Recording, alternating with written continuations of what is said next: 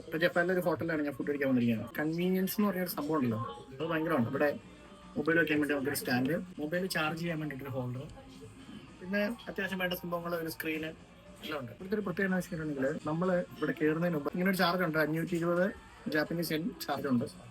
അത് കഴിഞ്ഞ് ഇതിൻ്റെ കയറി കഴിഞ്ഞുള്ള സൗകര്യങ്ങളുണ്ട്. ഇവിടെ ഒരു വെയിറ്ററിന്റെ ആവശ്യമില്ല. നമുക്ക് എന്തെങ്കിലും സാധനം വേണമെന്നുണ്ടെങ്കിൽ ഈ സാധനം, ഈ ടാബ് എടുത്തിട്ട് ഇതിൻ്റെ അകത്ത് പ്രസ് ചെയ്ത് നമുക്ക് ഓർഡർ ചെയ്യാം. ഇതിൻ്റെ അകത്ത് ഫുള്ള് ടച്ച് സ്ക്രീൻ ഉണ്ട്. ഇത് ഫുള്ള് ടച്ച് സ്ക്രീനാണ്. നമുക്ക് ഫുഡ് മെനു എടുക്കാം. അത് കഴിഞ്ഞിട്ട് ഇതിലെന്താ വേണ്ടതെന്ന് വെച്ച് കഴിഞ്ഞാൽ നമുക്ക് ഇങ്ങനെ സെലക്ട് ചെയ്തിട്ട് ഓർഡർ കൊടുക്കാം. ഓർഡർ കൊടുത്തു കഴിഞ്ഞാൽ ഇവിടെ ആരും വരാനില്ല. ഇത് എല്ലാം ഓൺലൈനാണ്. ഇവിടെ കലമ്പ എല്ലാം ഓൺലൈനാണ്. അപ്പോൾ വെയിറ്റർ നമുക്ക് ഫുഡും കൊണ്ട് വരും. ഇതാണ് ഇവിടുത്തെ സിസ്റ്റം.